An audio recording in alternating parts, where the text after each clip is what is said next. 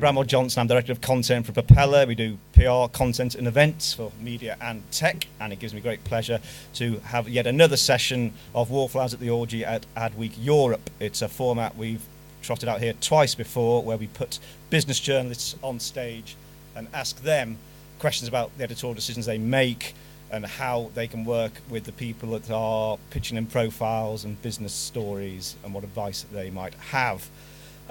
Just to make sure we're not caught under the Trade Descriptions Act, there won't actually be a physical orgy. Sorry to disappoint. I hope there'll be an orgy of intelligence and wit, and I don't doubt it given the panel we have here today.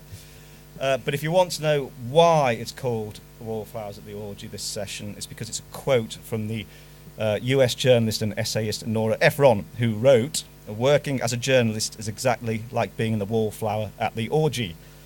Everyone else is having a marvellous time, laughing merrily, eating, drinking, having sex in the back room, and I'm standing on the side taking notes." Now, whether that's true or not, we will explore in the next half hour, along with questions involving what influences editorial decisions, what kind of pressures these editors are under, and what advice they can offer to people in PR and in comms. And just in the interests of full disclosure, I have worked with two of these people before in a former life, but I'm not going to tell you which two. You have to try and guess from the body language. It gives you something extra to do. So, on the panel, we have, starting here, Russell Parsons, editor of Marketing Week. Hello. Seb Joseph, brands editor of Digiday. Stephen Lepitak, editor of The Drum. And last but not least, Rachel Barnes, editor of Campaign. Oh, come on. Yeah, come on, a round of applause. It's a good panel. It's a good panel. Okay, I'm going to ease them all in gently with a very soft question. I don't like the words you're using, Branwell. It's really bothering me. What is the role and relevance of the trade press today when companies and businesses have their own channels and platforms, their events like the Adobe Summit, their social media?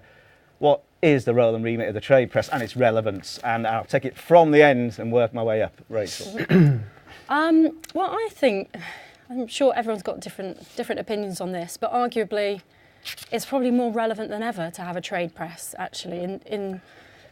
In today's environment, with the rise of fake news, trusted news sources in whatever walk of life, whether it's business or, newspapers, TV, whatever, to actually, have an independent source of news who are filtering what's happening out there, I think is vital, and, more so than ever. But that doesn't just mean the trade press gets a, big tick, because it really does come down to standards and integrity, and there is great variation, across all different industries with the different trade press out there. I think we all probably know that, and it's a complex environment today. But there really is of course, a place for a trade press with integrity and impeccably high standards to filter out all the noise out there. Well, I mean, we are very lucky actually to have so many titles involved in covering the worlds of media and tech and advertising. Many other sectors only have one kind of voice in the trade press these days, if at all. But Stephen, what is the role and relevance of the trade press in your opinion now? It's changed an awful lot recently in terms of we're seeing mainstream titles like the Wall Street Journal and New York Times are writing about advertising a lot more and dedicating themselves to it. But what we see is the guys who work within the trade press actually know the people on the ground. They have a bit more resource, a bit more time, and they actually get to learn the industry a lot more. So you spend more time actually furthering stories now, I think, as well as major stories. I mean, what we've seen in the last 24 hours with Facebook and Cambridge Analytica is stuff that we're all going to take and run with and try to talk and further the story. But that's from the people we know. And I think that is going to be our job more and more. We get under the skin more and we'll probably take stories further. Okay, Seb, you got anything to add? Yeah, just to build on what Stephen and Rachel have sort of said, really, I think there's so much self-serving rhetoric in advertising at the moment that you kind of need a reality check that's curated by people who are writing about the industry as opposed to kind of for it. I think that's very much what we at Digiday really think about when we're going into sort of how we tackle stories. Alongside that, though, I also think there's a networking aspect to sort of everything that we all do with the events, the conferences, and some of the other sort of community aspects of it, like all our publications that kind of also add value as a trade press title. Good answer. And Russell? I'm going to be incredibly boring and pretty much agree with my esteemed colleagues from the marketing, media and trade press. Picking up on what Seb said and referring back to your actual question, all of those content platforms, events, etc., are essentially there to serve the subject that's hosting them, and we're not there to do that. We're there to get under the bonnet and under the skin of the industries that we report on. You can see there the investigation that we've just completed, which was a proper investigation, a 6-month long, where we interrogated and investigated school-age students and graduates, undergraduates, to try and take the temperature of where marketing sits alongside other professions in terms of desirability and what the perception and what the challenges need to be. I mean, that's stage one in what will be a long-term project to make a practical difference. That wouldn't be what any of those platforms would ever think about doing. So that's a perfect example of where we can add genuine value by identifying a problem and seeking to find solutions. Excellent, good. So we've established you need to be there and you get under the bonnet. Speaking of getting under the bonnet, one of the old kind of priorities used to be news. I just want to chat to see if you think news is now commoditised, where it sits in your editorial priority list, and do you still operate in what I'd call an old-fashioned news sense of needing contacts, needing off-the-record briefings, needing tip-offs? I'll start with Stephen, because I know you are an old newsman at heart. Yeah, I love news, but I think it has changed an awful lot in terms of, I know why you say priority, but I mean, it still begins with news. Trends begin with news, and developments in the industry, you report that first, and then you spend time delving deep into it. So news is still very forefront of, I think, probably how we all think. And we all love breaking a story. There's no reporter in the world that doesn't love to break a story. But how that's changed is very much, it's probably not as fast as it was for the last few years, because I think we're trying to become more thoughtful in how we approach things. We're probably all still trying to break news against each other, but we're spending more time actually looking at what does it mean for the industry, and that's been a big change for the drum over recent years, and that we're taking more and more time to actually look at what does something mean, and I think that's probably the way we're all going to end up going. Rachel, where does news sit in campaigns' agenda, and are you very competitive still about news? We are definitely still very competitive. I think when you've got a weekly print title, it's very different how competitive you are. Obviously, that's changed now. Yep, so, no one has a weekly print title. Yeah, exactly. But, you know, daily news is still, you know, they're the cogs that keep turning, I think. You know, that's the sort of the bedrock of all of our brands. Is you know, the content, the fresh content, and the content that underlines what, as brands, we're all about, and the voices that we're giving a platform to.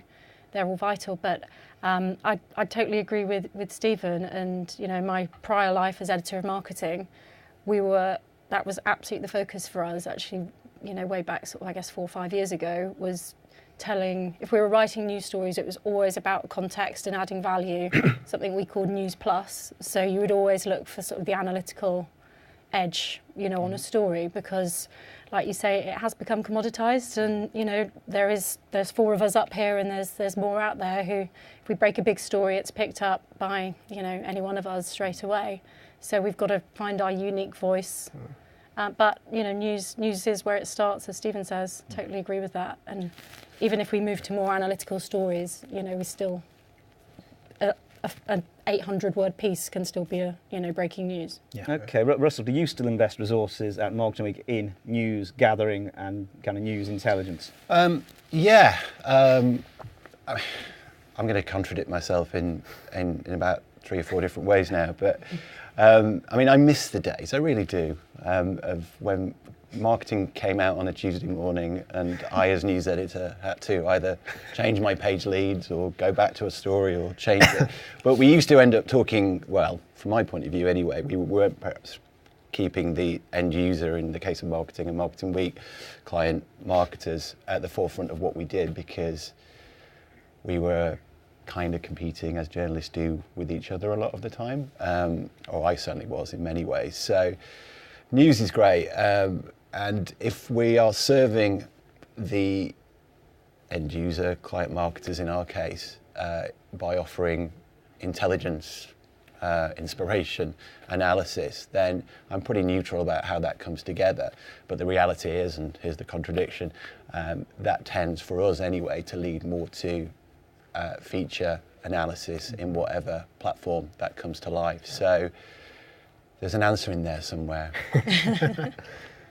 Seb, you're from a slightly younger generation, if I may say so, Oi. than these old battle-hardened hacks who competed on the weekly print run against each other. Seb was there. Seb He was there. there. He was there. All right then. You call the tail end of that maelstrom. The glory days. Yeah, I know. Russell's reminiscing about the glory days. But how do you feel about news and you approach your beats and Yeah. feel a driver? Yeah, it's still important for us at Digiday. We sort of all publish a story a day. But I think increasingly for kind of what we're doing and how it differentiates us in the marketplace, the analysis part of the reporting that we do is far more important now, as opposed to just nailing the kind of lead. And just picking up on a point that kind of Russell made, and Brian and Jess, the kind of editors of Digiday, sort of really kind of hone into my colleagues and I, is that the work that we're doing really needs to be sort of viewed as kind of intelligence almost. So Russell used to use this example when he was sort of teaching me that a marketer from Coca-Cola should be able to read a story about Adidas's social media strategy, be able to go back to their boss and say, I think we should be doing some of this because I've read this article in Marketing Week or Digiday, and quite comprehensively it's told me kind of what it delivers. It's all about sort of talking about marketing but within the business environment. I think that's so important now to kind of what we're trying to do as a title in terms of adding that additional value to kind of readers. It's all about kind of insight-driven stuff now, as opposed to just reporting about the fact that something newsworthy has happened. I think everyone kind of does that. So, as titles, it doesn't necessarily give you an edge in the market. It doesn't necessarily make readers come back to your specific title. No. I think, especially with our newsletter and the way that's set up, people are coming to us to kind of read about the impact and the implications of a news story that they may have read elsewhere. I think that's a kind of nice groove that we're kind of in and looking to kind of expand on moving forward. Just talking about the analysis, do you find off-the-record briefings valuable? Yeah, bread and butter for kind of us at Digiday. I think it's really key. Okay, that's good. Context is king. Yeah. However that comes to. Okay. No. Well, moving into longer form content then, and business profiles and interviews with senior business figures. Do you press for exclusivity? Because I do recall on my time at the trade press, we used to press for exclusivity. If I was offered an interview with the CEO of Travelodge, for instance, I would say, love to do the interview, but can we have a guarantee that he's not being interviewed in the other rival titles? You might go to another sector like hotels, but in the marketing trade press, are we the only ones to interview the CEO of Travelodge? Because I am seeing a lot of the same faces in the same places. Keith Weed, naturally. Jonathan Mildenhall when he's at Airbnb. Zaid Al-Qassab at BT. Sometimes I just get confused. Where did I read that interview or profile? Because they seem to be across the board. So just out of interest, do you hold out for exclusivity when being offered an interview or profile piece? And Rachel, you may as well kick into that. Yes, we do. In theory, I guess, is probably the answer to that. And we would all, as journalists, we would always, we'd know why we were doing the interview at a certain time, and we would push for exclusivity. If obviously we have to be realistic, if Keith Weed is announcing something, he's going to probably want to talk to a few members of the press, and we're not going to turn him down if, especially if it's pre-planned and we can try and be the first to get it, and not just a breaking news story, but a comprehensive interview that, shows that we've got access to the inner minds of Keith Weed and Unilever. But I suppose it's not the be-all and end-all it once was. Okay. And sometimes, probably for all of us, sometimes we might miss a moment actually and decide that, well, whoever's been interviewed this week, but the big event isn't for 6 weeks' time. Let's actually try and get the more in-depth interview to coincide, for 5 weeks, to actually sort of pick it off then, rather than just following suit. But I think you have to be realistic actually about the number of opportunities that are out there for these key players in the market, and you know, we do have a degree of power in that sense, but you know, it's a bit daft really to turn people down when they are, you know, some of the brilliant minds of the industry. But you see the point, Stephen, that, you know, if it's the same profile person, same interview across the press, again, you kind of lose your differentiation unless you've got a specific very angle. much. You don't, I mean, we don't want to all be interviewing the same people, otherwise it's the same audience, and what benefit do they get? That's not going to split. So what you want to do is you look at either the profile of the person, what do they have to say, the situation at the time, maybe they've got something relevant, and you want to know, are they speaking to someone before us? And if they're speaking to someone before us, why would I want to put my resource onto that because it's already been told? Why would I want, my audience might have already read this, why would we want to spend time repeating ourselves? So you do look around you and you do ask those questions, but I think it's down to who the person is or what's happening at the time. You really need to consider what does the audience benefit from us writing this. Yeah, it's not necessarily about our egos, No. which probably it once was. Yeah. Mm-hmm. Actually, you've got to think about what you're going to be delivering to the audience. Very much. Russell, Seb, you got anything to add to that? Yeah, I don't know if I've got the right to kind of insist on an interview being kind of an exclusive, and I think for us it's much more about access. I think that's where we kind of really get an edge on kind of all of others, or we try to at least. It's having the access and that time to kind of ask the questions that we need to ask to kind of make the story our own. So I think for me, when sort of lining up kind of interviews and sort of seeing who's been talking to who, if I think that, you know, I can make that story kind of more applicable to kind of our readers and kind of put a different spin on it, then why would I turn it down if it's someone like Keith Reid or Mark Pritchard, regardless of whether or not they've kind of been on the scene? If I feel like I can add something to that debate and kind of come in it with kind of fresh eyes, then for sure I'm going to take it. But if it's someone lower level though? Yeah, but then I wouldn't be sort of brokering a deal of exclusivities for someone lower level. It would kind of be more about, you know, a big heavy hitter. Yeah, heavy hitter. Russell, anything to add to this concept? Broadly in agreement, again, boringly with what everybody said. I mean, I would back ourselves. We write about marketing for marketers, and there are several angles and areas of interest to explore, even if these guys have already spoken to that person. But it's a pertinent question, and it's one that I've been considering quite a lot just recently. The Marketing Reach is 40 years old this year, and I've been speaking to a lot of the old editors of Marketing Week. And in the past, and until relatively recently, the FMCG marketer was absolutely king, because all brand stories and all brand theory basically emanated from the likes of P&G, essentially, and perhaps more recently, Unilever. But now there are tens, hundreds of different stories amongst B2B, amongst Martech, amongst all sorts of different ranges, new entrants, new disruptors, marketing stories that other people can learn from, either in terms of approach, in terms of strategy, in terms of execution. So I think we could all benefit, and indeed, actually more importantly than us, our readers could benefit from hearing from different stories. So Good. again, I'm going to sit right on the fence, agree, but there's a lot of stories out there, perhaps we're just not telling them, and we've all been a little bit slavish to the dominance of FMCG over the years. Just on that though, I think part of the issue is that as a reporter, you've got to come up with big names or interesting stories to get that, you know, to get people to kind of read it. And that's, again, that's the tension that we're sort of always sort of having to kind of balance. It's a combination of message and messenger. I mean, the bigger the name, that arrests an audience. If you can marry that with the message or the development that they're talking about, then there's the golden ticket. I suppose the point I'm making is that there are 1,000 stories in the naked city of marketing, and Unilever are just one of them. Back to being naked at the Orgy, Russell. But where our skills come into this, though, is we know what a story is. So it might be we can find a story that hasn't been told from someone who has been interviewed by lots of people. There's a journalistic. It's just journalism. You can actually tell a story and a mile off, and it might just be a snippet of something, but you can go, oh no, I think our readers will love that. So there is a journalistic skill to this as well, where someone might be interviewed everywhere, but they might just tell you one little thing. You go, oh, well, let's focus on that. So it's a judgment call. If you turn something down, I mean, we probably all get FOMO. Oh God, we might have missed that. And if somebody else picks up on that story and you've turned that interview down, we will be kicking ourselves. Okay, all right. And also, I think, you know, we probably all, you know, use analytics now in our daily jobs, and we know that there are big brands out there that people want to read about. And so I think that, that actually informs some of our priorities. We haven't got an infinite amount of time in the week to interview everybody and, deal with every bit of information coming into us and whatever else. We've got to shortcut some things. That's the reality, I think, of probably our daily lives. And we have to, like Stephen says, find the stories that, we know the readers will love.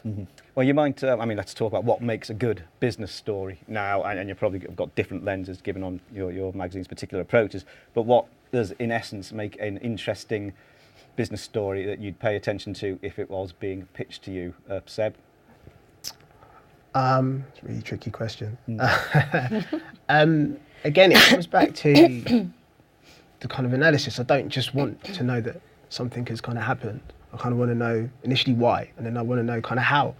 And I really want to kind of go into the weeds on kind of the mechanics of some of this stuff, particularly around some of the more pressing issues around transparency, brand safety. I don't just want to write that these issues are big because everyone's writing that and we all know that. I kind of want to be able to move it on. So that, I think when we're talking about kind of what I'm looking for in a story, a lot of it just comes down to kind of, when people are pitching into me, a lot of it just comes down to kind of access. That's what I just want to be put in front of the people that I need to sort of talk to make that story kind of clear. Layers and layers of... So I don't get shouted at by Jess or Brian. But yeah, I think it comes down to that, because I think given how in-depth we kind of go, it's quite hard to sort of articulate that to PR when they're sort of pitching in. So it just makes more sense to kind of be like, well, this is kind of what I want to sort of talk about. Can you just put me in a room or give me a background brief from someone so that I can get what I kind of need to get? Steve, and what's a good business story for you? Is it a big, colourful personality involved, or business insight, or...? There's nothing, I wouldn't say it's one thing. I think we're probably all the same here, in that sometimes you can interview somebody you don't have an expectation of and they can just be amazing, but sometimes you can go in and see somebody that you think is going to be amazing and they can be absolutely useless. You might get a feature where you get so many different people that just come up with things that probably you haven't written before, or you might just find a story that maybe it's just something a bit new and kind of give the industry something they haven't had before. So I think we're always looking to try and tell something that's new and different and unique, but I couldn't give you one thing. I think when you've written something or you've reported something that you're really happy with, and hopefully you get feedback from the industry, and that makes you think, right, we'll try and do that again. But there's no one thing that I could pinpoint. Do you try and be provocative? Occasionally, yeah, because you want people to talk about the industry. You want people to actually understand there's an issue here. What are our sides? What do we think about things? I believe freedom of speech is a thing. You need to consider how you look at it. But yeah, at times being provocative can actually stir debate and move a conversation forward, and also get people talking to you as well. If you can make people passionate, they'll talk to you. Okay, Russell, on what makes a good business story for Marketing Week, and you might have a different... Well, for us, there are about 5 or 6 key areas of interest for our audience. Effectiveness, how to drive it, how it's changing, how to measure it, personal, professional development, how to manage time, resource. So they are almost our starting point. So a good story is anything that provides any kind of additional insight or analysis that brings those priorities, pillars as I rather boringly call them internally, to life. So that's what makes a good story. And people need to understand when pitching those many, many stories that come our way every week, what is it that these people are trying to do? I'm guessing you're going to come on to that. Eventually. No, or immediately. Rachel, do you, just to add an extra kind of dimension to that question, do you think there are agency chiefs or chief marketing officers at brands who feel entitled to coverage and believe that whatever they say deserves coverage, and their PR teams therefore believe whatever they say deserves coverage? And who?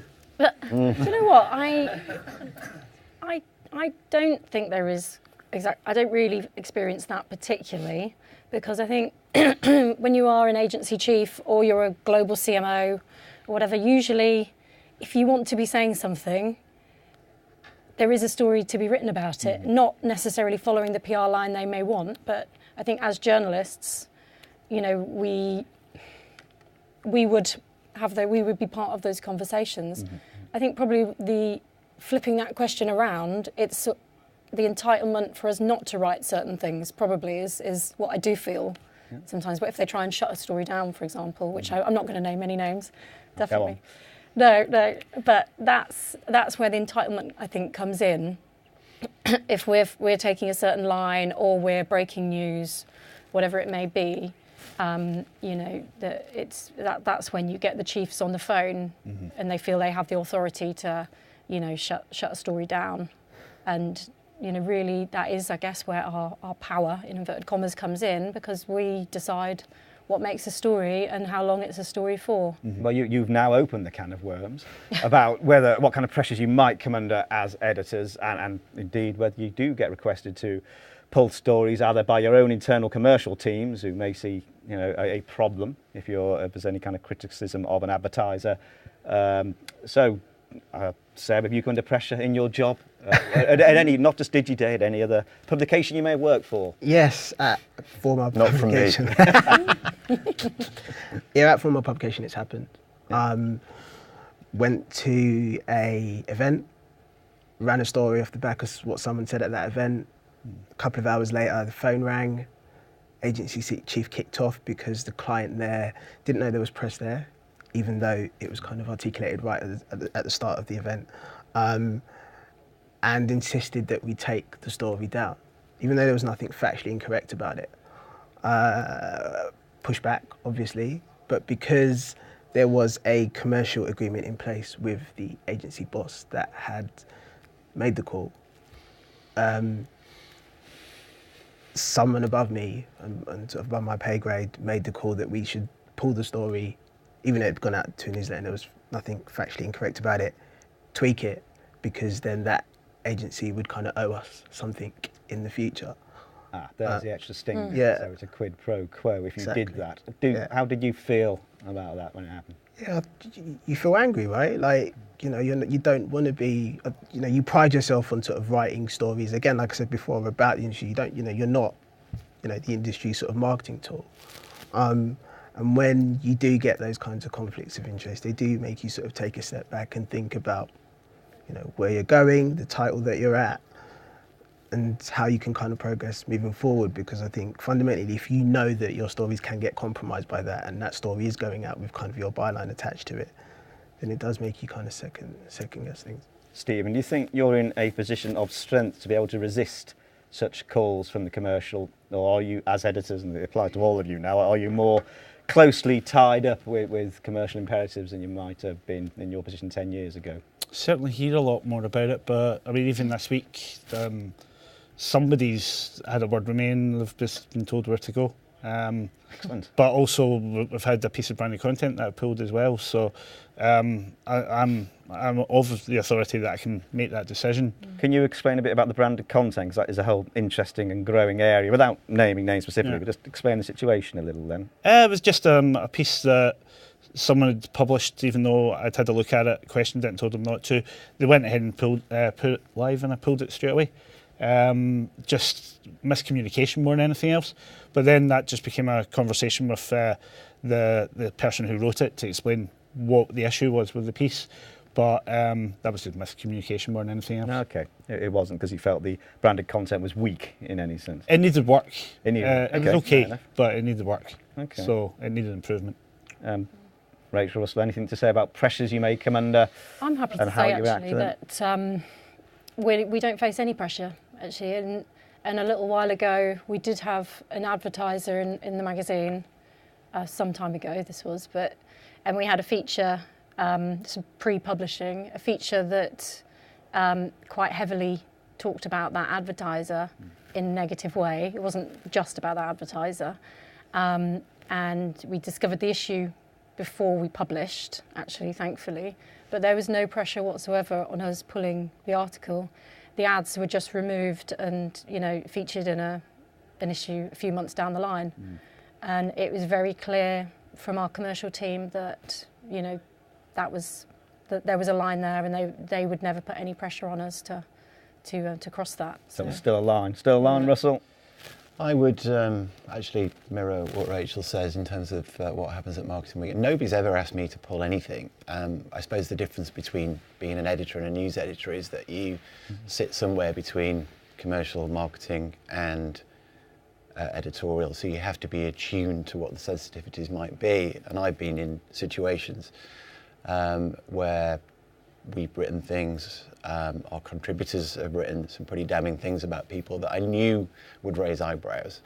I didn't think for a second of not publishing any of those things, except for perhaps giving somebody a heads up in terms of potential implications. But the thing is, it's an uneasy alliance often, because people want to come to you either to advertise or more commonly nowadays to form commercial partnerships. They want to come to you because of the trust, the authority, the integrity that you have. I'm sure that's the same for everybody here. So that's why they want to be associated with you.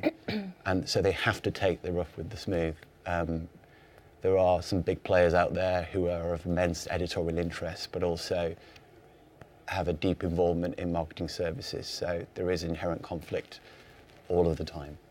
But if you compromise, then you are taking away the very reason that they would want to be with you in the first place. Yep. It's a job of diplomacy, perhaps, but certainly not of direct action in terms of pulling stories anyway. Good answer.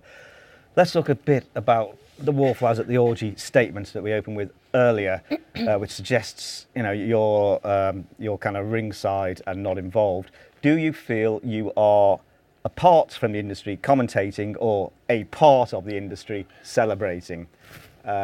Rachel, campaign naturally. Are you a part or in the industry? Do you know what? With campaign, I think we're turning 50 this year. Don't look. And not me. I'm actually turning 40 this year, personally. It's a way cooler anniversary than 40. When I found that out, I was gutted. It's a big birthday. It's a big birthday. But we have, there's pros and cons to this, but a lot of very senior people in the industry have grown up with campaign. I sort of hear anecdotes all the time that they were in the post room or they were wherever, and the way they started to understand the market as youngsters was by reading campaign cover to cover every week and getting their hands on it. And so it's a really enviable position actually to be in, that we're really sort of truly loved by, a certain part of the audience. And so I think I see it actually that we are a part of it. We're not afraid to critique it, to that sort of old phrase of being the critical friend in that sense. We're not so part of it that we're sort of lost inside it, I suppose. We can stand back and look over it and comment on the whole industry and different segments of the industry. But I like the fact that people really care about campaign, and when we redesign, we hear all sorts of comments come back to us because people really care, and they've lived with it for not for 5 decades, all of them, but they've lived with it as they've come up through the industry, and that really matters actually.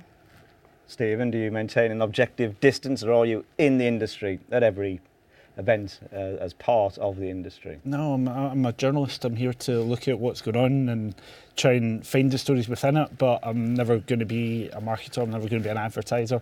That's a group of people that I want to know and talk to, and hopefully they trust me, but I'm not a part of them. I'm just here to actually try and inform them. Okay. Seb, do you have friends or contacts? Friends or contact? Friends or contacts? You're in the industry? Can't have both, no? No, I think... Never the twain.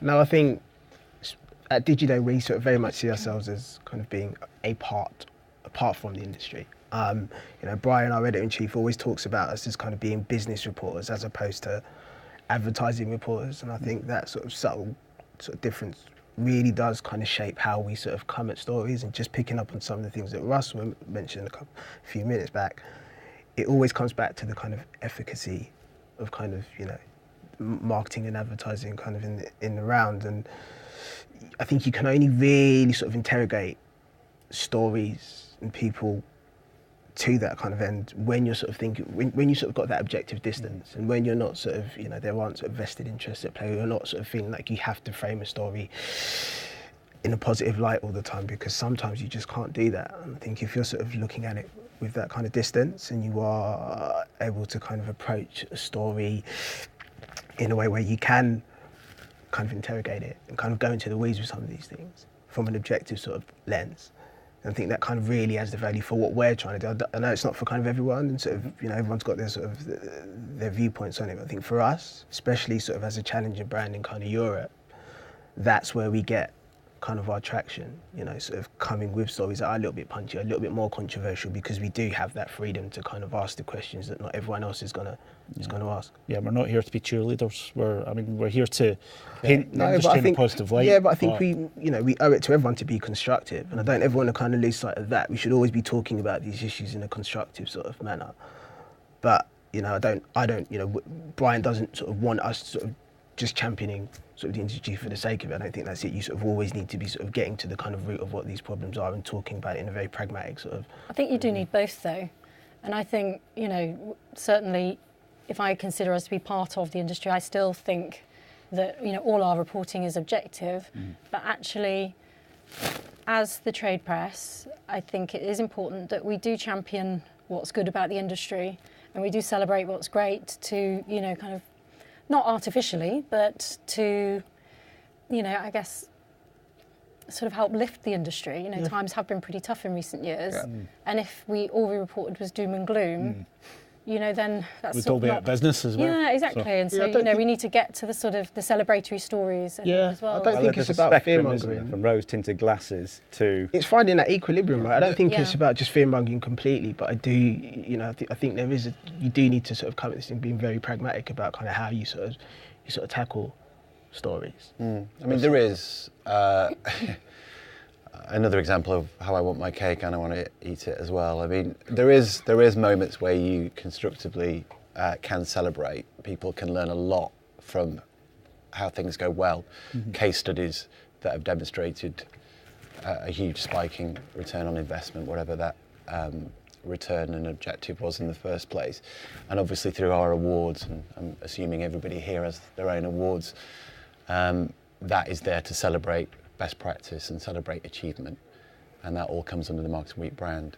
But then, of course, you have to set apart from it. Again, to use the, sorry, Rachel, you talk about doom and gloom. It's a cover line. I reserve the right to be dramatic.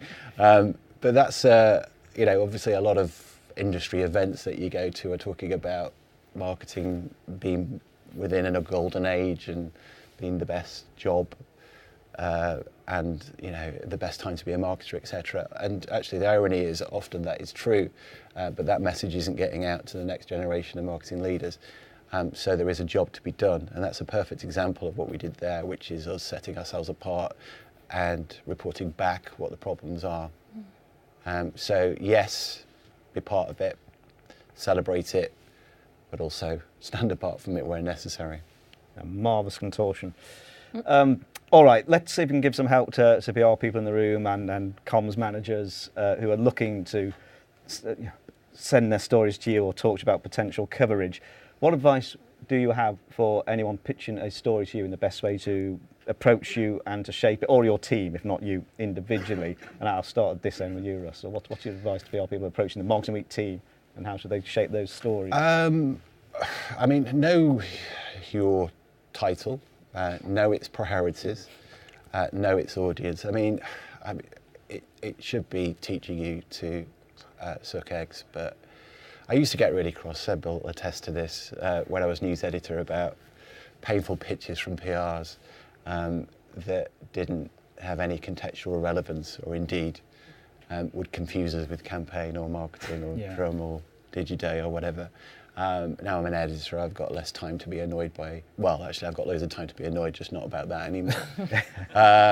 But yeah, I mean, some pretty basic fundamentals of PR, as I see them anyway, is know your audience, i.e. the reporter that you're pitching to, know what their priorities are, know what their areas of expertise are, but most importantly, know what it is that the end user of that title is interested in. Now you can do that through developing a contact, developing a relationship with that person, but just some pretty basic Googling will probably suffice. Stephen, people pitching to the drum, what do they need to know, or how should they shape their pitches? Yeah, get the title of the publication right. That tends to help. Do we all get that? Constantly. I don't understand Every how that week. keeps Every happening. week. Hi Stephen, I enjoyed your piece on. That just goes back to not knowing where you read the piece. Yeah, well, I think come to stuff like this. This is great that people can come along and actually hear us talk. But I think you need to be aware of what's happening in the industry. Just keep up to date, and who's got the coverage of that story or that trend that you think the person or the company you're representing might benefit or actually further the story. So be really aware of what is going on around you, and then you'll probably find the publication for you. Rachel, your Yeah, team must get bombarded. Well, completely, and actually often I'm probably not the person to pitch to, so there's a lot of emails go unanswered every day, and I have to distance myself because I can't, it'd be a full-time job replying to all the emails even to say no thank you, so which is a bit sad, but we do have a big team of journalists, so I guess it is about looking on the website for who's the best person for that specific story to contact, but what is the unique angle, why does that story matter? If you're writing on sort of a big tech trend or whatever, it's got to be something different to the 500 pieces that have been written in the last couple of years on that issue. It's, always think about the future. And if you can, find the sort of sex, drugs and rock and roll aspect of any story, which which is good. But I mean, the boring interpretation of that is what's, how is it not business as usual? What's different about the story, and how is that story actually changing the landscape or changing business for people in a way that matters and will resonate with readers. So and I guess a lot of the stuff that's pitched to us is quite transparently a PR person helping their client sell their wares, and that's where we push them on to our commercial team to say, if you'd like to advertise or work with our branded content team, that might be the way for you. And sometimes that might come across as rude, but if you want to just get your message out there and your client wants to sell their wares, that's the way to do it. And probably I don't know if any of us have, even in days gone by, given editorial to companies looking to do that. Some trade press in other industries, certainly I've come across, do that, but I don't think in our world it happens. So. I'm not cheap. No, Definitely not. Exactly. Seb, when people pitch to you, do you prefer to get an email or be phoned? It's a really good question. People that kind of know me, it's a lot easier to just kind of call me, and because we can just sort of bounce ideas around, and within sort of 5 minutes, we kind of know whether or not that's the kind of story. But most of the time, I'm quite happy to sort of look at emails come through. I just don't expect me necessarily to get back to kind of all of them because there's just so many. But what I found kind of really works at the moment, is really kind of beneficial for both, is when people ask me for feedback as to kind of why pitches haven't necessarily kind of made the cut. And while it might be kind of sort of quite tiresome in from the outset, I think what's good is in the long term it has a lot of value, because then they kind of get like little by little the PRs kind of understand the types of stories that kind of I'm interested in, or at least the types of angles that I'm kind of interested in. That's great. Do you have time to give feedback? Yeah, for sometimes, for things that I kind of think of, for clients that I think, like in the long term will kind of be beneficial, then why wouldn't I? I think, that makes sense in the kind of long term to kind of do that, as opposed to me just constantly saying, no, this story isn't good for us. You're a very generous journalist. All right, we're drawing to a close now. Any final last words of advice to PR and comms managers? Any don'ts and any do's in one sentence? Russell? Now you put me on the spot. I can move on. Sure. No, that's fine. Any don'ts? Don't overpromise, I think. Don't overpromise. Yeah, no, that's the thing. I mean, don't, I think it was Rachel who said, don't offer your silver bullet solution that's going to transform the marketing services industry as news, unless you're willing to pay for it, unless you can really justify why it's a massive solution or a big solution to a big issue. Fair enough. Rachel, anything on the definitely don't do this side? Well, I mean, we have no shortage of content coming at us, sort of like a fire hydrant, I think, day in, day out. So I think be aware, I guess, of journalists' time, but we do want good stories, and we want to hear from good, talented people within the industry who, you know, if you've got a client who you know is incredibly opinionated and happy to, you know, make that public, then potentially, you know, they could be something we want to hear about, as opposed to, you know, just press releases sort of coming at us. And also, I guess it's the follow-up emails actually that can be frustrating. The number of just checking you've got this, and then the next day just checking again that you've got this, and it's. I know it's easy to reply, but you know it would be a full-time job to reply to all the emails, and so it's difficult. But. All right, we've come to an end now. I could go on for ages, and they've got fascinating things to say about their business and about how to talk to them. But what a great panel, what a great trade press we have. You know, we'd be a lot poorer without the trade press. So can I have a round of applause for Russell, Seb, Stephen, and Rachel. Well done.